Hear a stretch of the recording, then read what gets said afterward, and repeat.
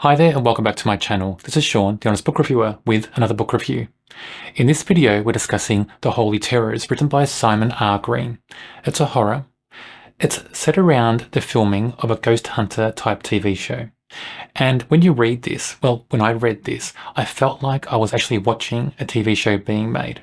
I was immersed in the scene so much, it hooked me in, it was really enjoyable, and I found parts of it quite gripping, I found the characters interesting, I just found the whole setup just felt like the real filming of a TV show. It is creepy in places as well.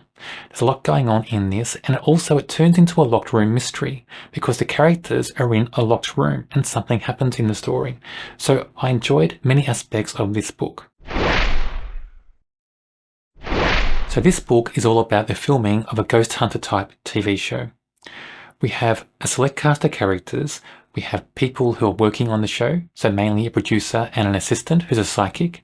Then we have 4 other characters, and they're 4 characters from the public space. They're kind of like D-list celebrities, and they're being invited onto this show. So the concept is they're filming a live TV episode of this show.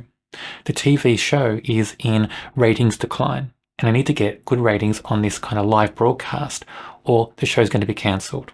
So the producer and the host of the show, the same character, is desperate. That shines through in the character, what the character does, how the character speaks. Everything about this producer type character is over the top, but so engaging and hooks you into the story. She's annoying, she's frustrating, but she's so engaging for some reason. Even though she's unlikable for so many things in this story, she's so engaging as a character. So all the characters arrive, all the people invited to be on this TV show. We have a young minister. We have an actress whose career is in decline. We have a young person who won a cooking contest on TV and is trying to launch a cookbook. And we have a comedian, a stand-up comedian, whose career is in decline as well. And these people are what the producers of the show could afford. So they all arrive and they go into this kind of town hall type building.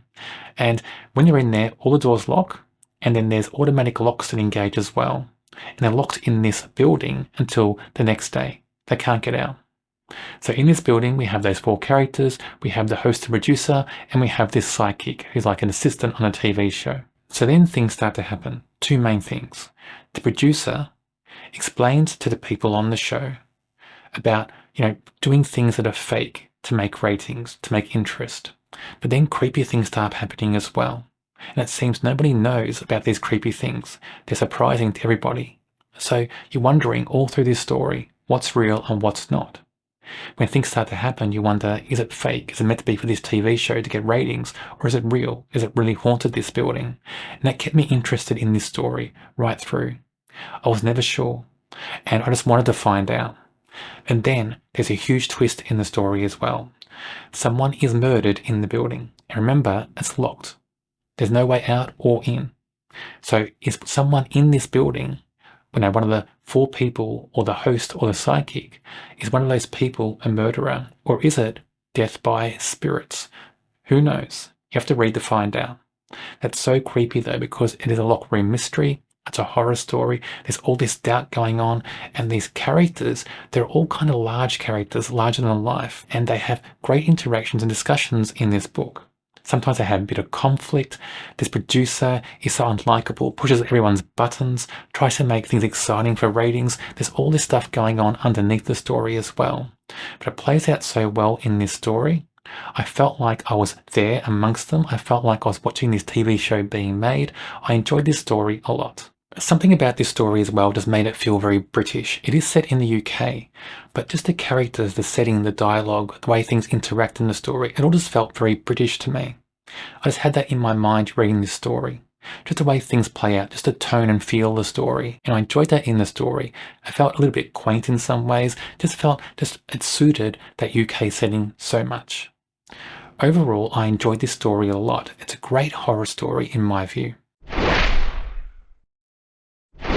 Alistair is the young minister in this story, and before this horror story starts, you find out in his history, he's been on morning TV shows, on radio shows. He's kind of this young, fresh face of his church that his church puts out there. And interestingly, he's described as being good looking, tall, charming, sophisticated, caring, gentle. And the actress in this book. She's attracted to him, and we see a bit of mutual attraction between them as well. That's interesting in this story. He's a good character. I like that he's strong, clever. I like that he kind of is a rock character for some people as well in this story. He seems to be kind of a balance in the book. He kind of balances out the producer. The producer's very loud and brash, tries to get people riled up, tries to get, cause trouble in the book. But Alistair is like a balance to that. So it's interesting to see how those two characters play out in the story. But I like Alistair in this book a lot. Diana is an actress who's now finding her job opportunities are drying up. And it's that stereotype, that cliche of an actress who's getting into her 40s and then suddenly finds out that, all these roles are not being offered anymore. You hear that in Hollywood and you hear that in industries a lot, don't you? So it plays out for this character in this book. As a character, she's very good. She's very engaging. She is caring. She's very strong and clever. Despite what people think of her, she is very clever in this story. And I like the way she interacts with other people in the story. I like the way how a character plays out and is developed. This character is so engaging in the book. I think Diana is a standout character in this story. June is the producer and the host of this Ghost Hunter TV show. She's loud, she's abrasive, she's brash, she doesn't care what she says to people. She cares about the ratings above anything else. She's vicious, she's vile, so unlikable, but she's so engaging. So all those bad things about her make her engaging. And in this book, she stands out so much because of it. I like her as a character for the way she's written. She's written in a way that stands out, that's larger than life, that's kind of brilliant in this story, I think. A great character in this story. If this character wasn't written so well, this book wouldn't work at all. The Holy Terrors is a great haunted house type story. What I enjoyed about this is the doubt. What's happening in the story, you don't know if it's real or not. You never know until the end. That's what I like about this book, that doubt. It keeps you guessing, keeps you engaged, and the characters, the way they're written, they immerse you in this building where they are, they immerse you in the whole story. I rate this a 3.5 out of 5. It's enjoyable, it's fun, great characters, very fast-paced, it's a good read in my view. I hope there's a sequel. I get the feeling there's meant to be a sequel to this story. I hope there is. And I'm interested to read other books by the same author. This author's written other stories. I've not read any of them, but I do want to read more by this author. On my channel, I review many horrors. If you enjoy horror, check out my channel and subscribe. On the screen now is a link to a video for another book I'm sure you'll enjoy.